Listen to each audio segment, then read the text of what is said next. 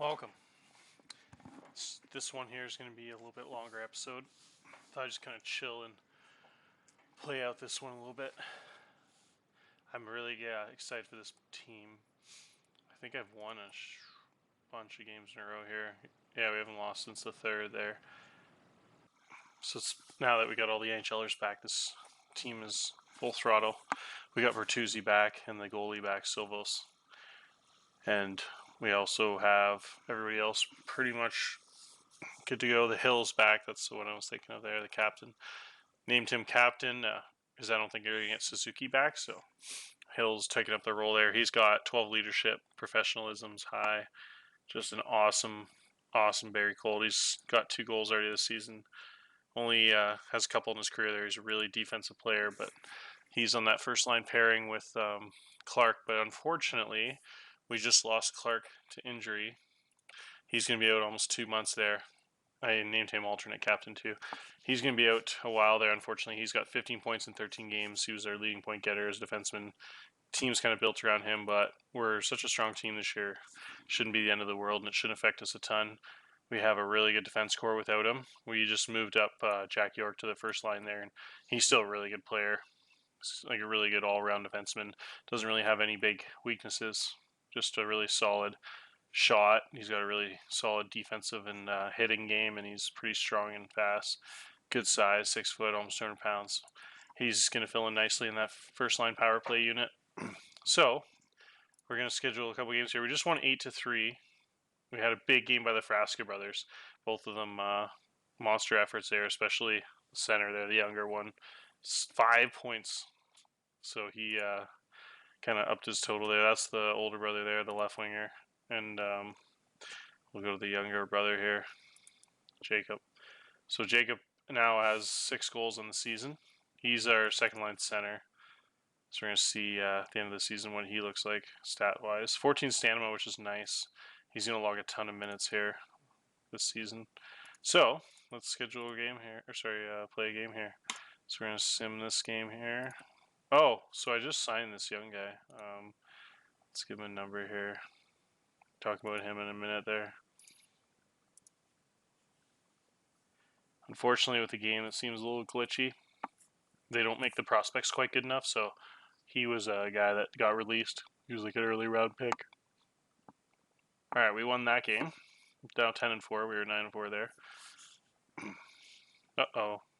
Hutchinson dislocated his finger. He is going to be out day to day.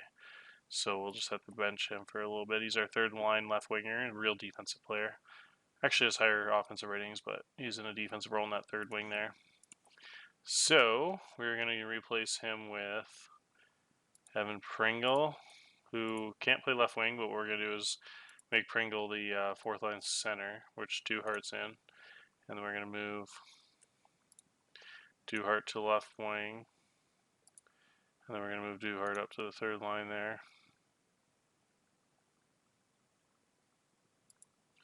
And now we're going to be all healthy. 2-way forward, back checking forward, shadow. Pringle's only 7 rated player, but he's the fourth line center, so it's not a big deal. What we're actually going to do here, I lied. We're going to move our younger player in there.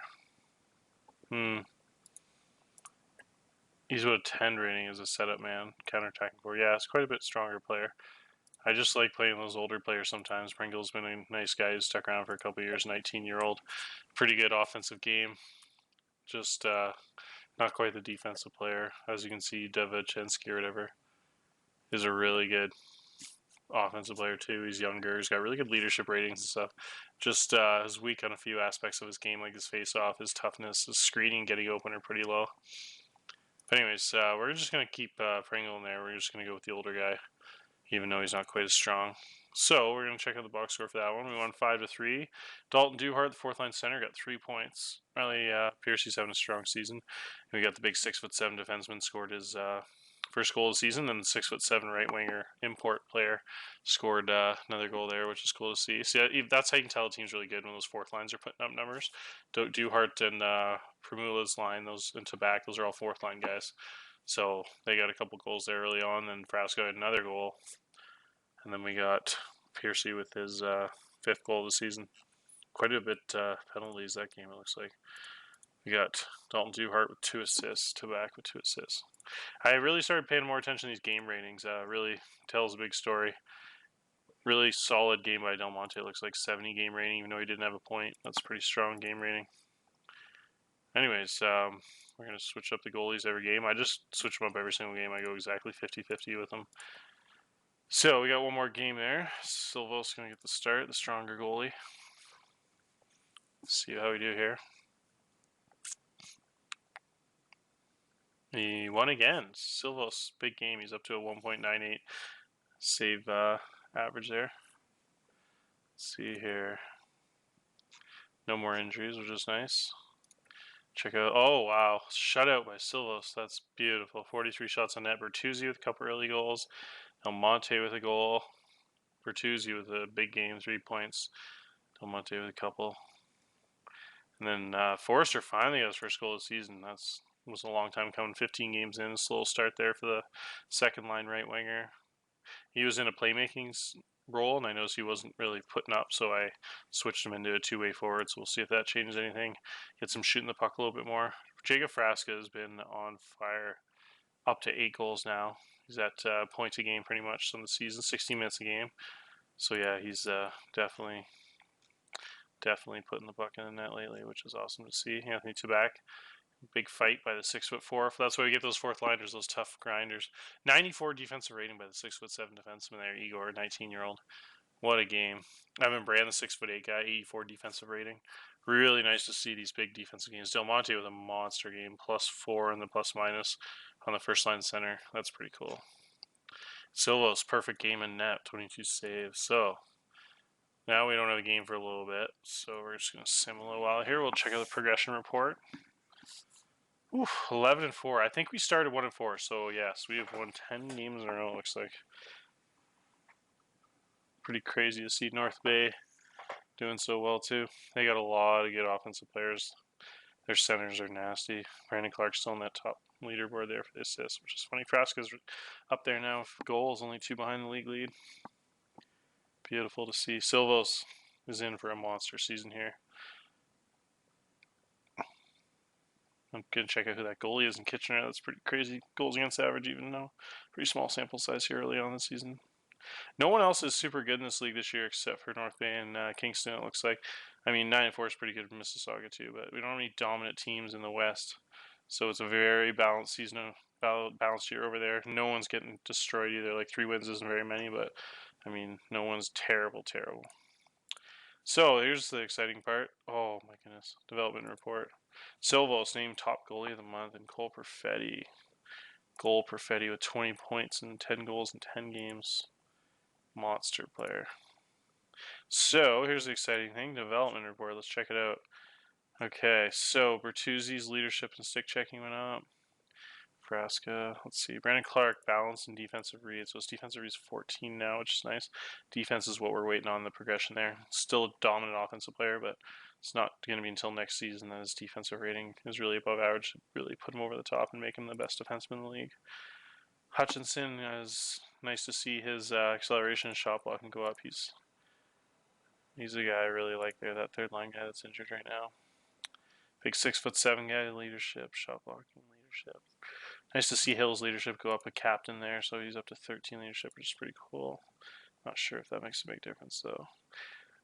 Reeser gained a few pounds. Nice to see. 6'5", 201. So that's what I forgot to show you in that last episode is actually we had another 6'5" defenseman as my 4th left defenseman, actually a backup. Because I got 6'7" guy, the 6'8" guy, and then Hill, a 6'4" guy. So Reeser, I figured, a lot of injuries last season. Figured he'd get lots of play time. He's another guy with 14 checking, 13 strength, 6'5". So pretty unbelievable when you get guys like this as backups in this league. That's why I was so excited for this team. Piercy looks like his shooting range went up, which is pretty cool. Got a pretty good offensive game, really rounding out as he gets older. Del Monte got acceleration and checking. Just kind of hoping Frasca would go over 200 pounds. We got balance, screening, and shot blocking. What a big progression. Balance is up to the light blue now, which is cool. Screening, that's a big category for him because he's a power forward. So that's actually the most important category. So that'll probably make him be a 15 rated screener pretty soon. And his face-offs went up, which is sweet for a center. So that That's pretty exciting there. So we got Zarg, puck handling, and then we got a couple of our young guys here.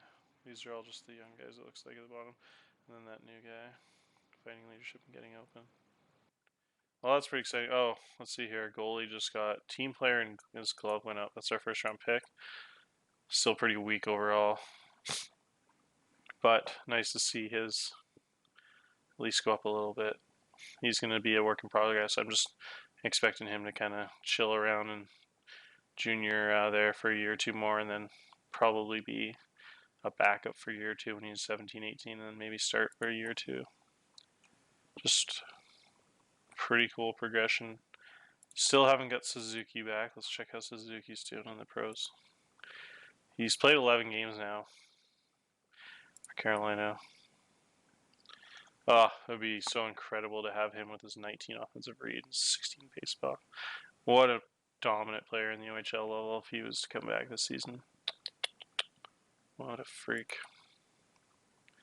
So this is a guy I'm really excited about. I don't know if I showed you him last episode here. This is our young import guy. Took him in the draft. Only 17 here. He is from Sweden, and he just has an awesome all-around game. His shooting actually just went up to 14, so it's even better now. He is going to be really good if I can get him signed next season. He'll be the centerpiece of an OHL team.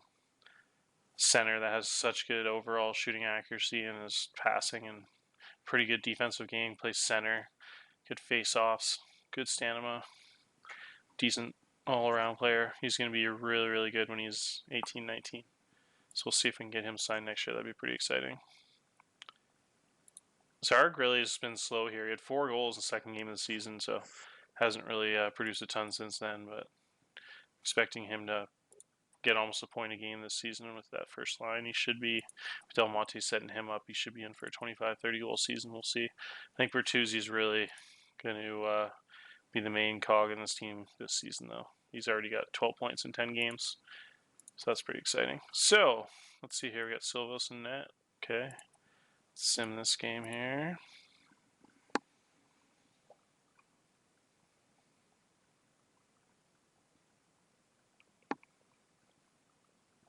And we won again. Oh my goodness, Silvos is up to a 1.84 save percentage now. What a wicked goalie. It's pretty cool having a 6'4", 220-pound NHL draft pick goalie. His value was pretty high last season. I was tempted to trade him and go roll with Jet Greaves, but I couldn't. I was like, having a 6'4" goalie is just, a guy like him is just so awesome.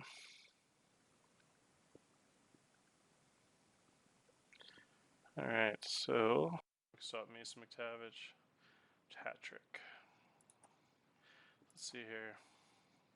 4-1 over Ottawa. Weird to see Ottawa under 500. So Shreddle, Keegan Stevenson's nice shorthanded goal. See, that's why we're so excited about this defense, because stuff like that. 6'2", 210-pound, overage, third line center. Really good defensive player. Gets a shorthanded goal there, so just love to see it. Love to see it. 14 checking. Just wicked third line center. Doesn't get much better than that in the OHL. So, Riley Pierce had another goal. Let's see the defensive ratings here. Tyson Forster with a really nice defense game. He's not really putting up many offensive points this season, but that second line's been interesting. I think I've set to pretty defensive roles so far, so the point totals aren't going to be crazy, but we're winning games. That's all that matters. Dalton Duhart with another goal there. Now he's moved up to that third line. He's actually almost producing a point a game, which is pretty crazy. He's going to be an OA next season, so he's actually going to be a stud. If you look, here's my projected roster next season.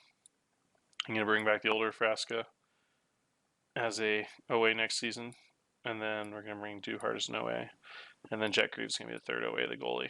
So we're going to have hopefully Clark back if he doesn't make the NHL. Him and Shreddle are just going to be absolute studs next season on the defensive pairing.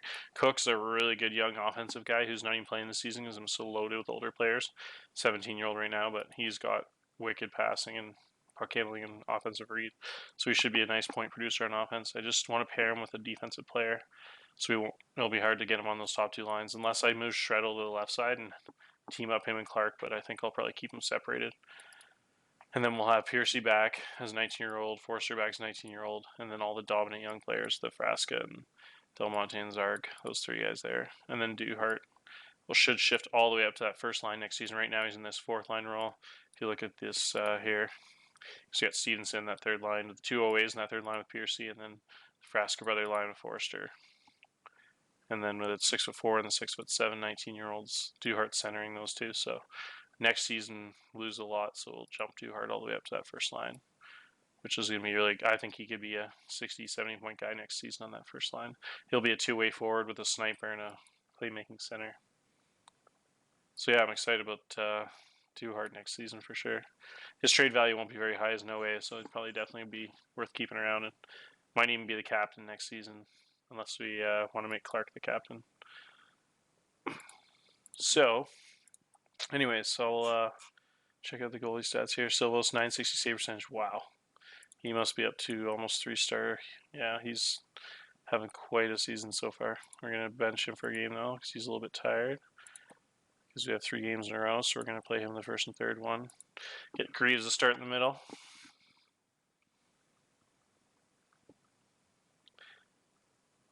By the way, I don't know if I talked about it in the last episode. As you can see here, Windsor Spitfires won the championship last season. Will Cooley and John-Luc Foudy kind of core that team, and that 4 and 6'4" guys put up crazy numbers. A really good team last season. Oh, we lost 7-4. Jet Greaves with a pretty bad game there. The whole team played terrible, as you can see. A bunch of defensive ratings in the 30s and 40s, so just a really good offensive game, I guess, on their end. Oh, geez, yeah. So they have Lucas Raymond, James Hardy, Keegan Warshak. James Hardy's the Barrie kid. Lucas Raymond is probably the best player in the OHL. He is the 3rd or 4th pick of the draft in real life, and he got signed actually in Mississauga from the import. He was picked in real life in the 2nd round of the import draft because he's probably never going to sign the OHL in real life, but in the game he actually did come over, so that's going to be terrifying. That's why Mississauga is doing so well.